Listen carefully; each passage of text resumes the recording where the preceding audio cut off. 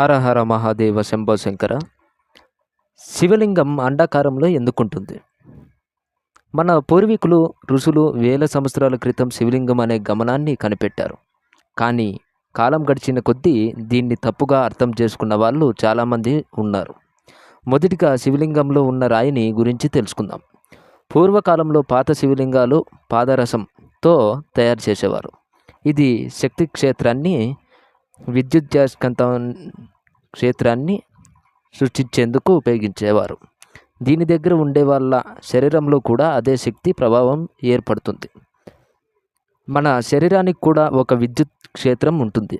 శివలింగం దగ్గరికి వెళ్ళినప్పుడు మన శక్తి క్షేత్రం ఛార్జ్ అవుతుంది, అంటే పాజిటివ్ ఎనర్జీ పెరుగుతుంది. శివలింగం అండాకారంలో ఉండే అర్థం ఏమిటి?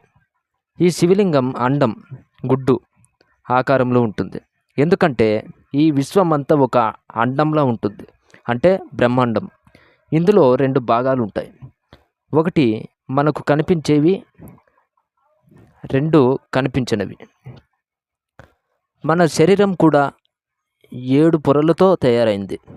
ఒకటి అన్నమయ కోశం, 2 మనోమయం, 3 ప్రాణమయం, 4 విజ్ఞానయం, 5 ఆనందమయం, 6 ఈథరిక్ బాడీ, 7 ఆస్ట్రల్ లేదా ఆర శరీరం.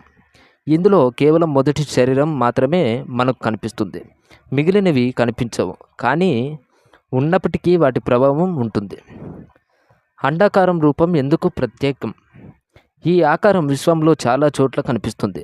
ఉదాహరణకి మన గెలాక్సీ, పాలుపుంత, సౌరమండలం, DNA స్పైరల్, వీటన్నీ ఓవల్ లేదా అండాకారంలో ఉంటాయి. అందుకే శివలింగం కూడా అండాకారంలో ఉంటుంది. ఇది కేవలం రాయి కాదు, ఇది విశ్వ రూపాన్ని సూచించే ప్రతీక.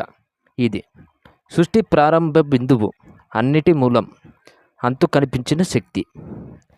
శివలింగం కింద ఉండే వృత్తాకారమైన పీఠం అర్థం ఏమిటి?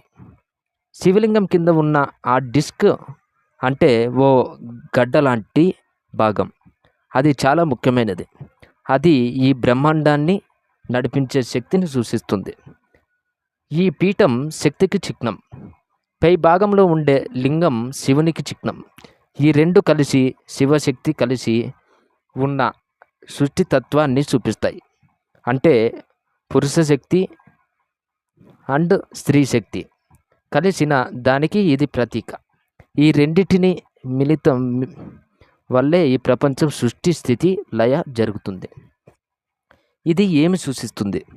ఈ లింగం మరియు పీఠం కలయికతో చేతన శక్తి మరియు చలించే శక్తి కలిసి ఎలా పనిచేస్తాయో తెలుస్తుంది. ఈ రెండు శక్తుల వల్లే ప్రపంచంలో మార్పులు, చర్యలు జరుగుతూ ఉంటాయి. అందుకే ఇది సృష్టి యొక్క మొదటి బిందువు. మూలాధార చక్రం, శివలింగం మధ్య సంబంధం ఏమిటి? మన శరీరంలో మూలాధార చక్రం అన్నది వెన్నుముక చివరిలో ఉంటుంది. అదే శివలింగానికి ప్రతీక. ఈ చక్రంపై కుండలిని శక్తి అనే శక్తి నిద్రలో ఉంటుంది. అది మేల్కొంటే మన ఆధ్యాత్మిక ఎదుగుదల మొదలవుతుంది. శివలింగం చుట్టూ పాము ఎందుకు ఉంటుంది? శివలింగం చుట్టూ ఉండే పాము 3 సార్లు తిరిగి ఉంటుంది. ఇది 3 స్థాయిల స్పృహను సూచిస్తుంది. 1 నిద్రస్థితి, 2 అరస్పష్టం స్థితి, 3 చైతన్య స్థితి. పాము చివరిగా సగం మలుపు తిప్పి ఉంటుంది. ఇది ఆధ్యాత్మిక మేల్కొలుపు మొదలవుతుందన్నది సూచిస్తుంది. పాము తల క్రిందికి ఉండడంతో అది ఇంకా మేల్కొని లేదని సూచిస్తుంది. కానీ ఎప్పుడైతే మానవుడు స్పృహతో జీవించాడో అప్పుడు శక్తిపైకి ఎక్కుతుంది. ఇదే కుండలిని జాగరణ అని అంటారు.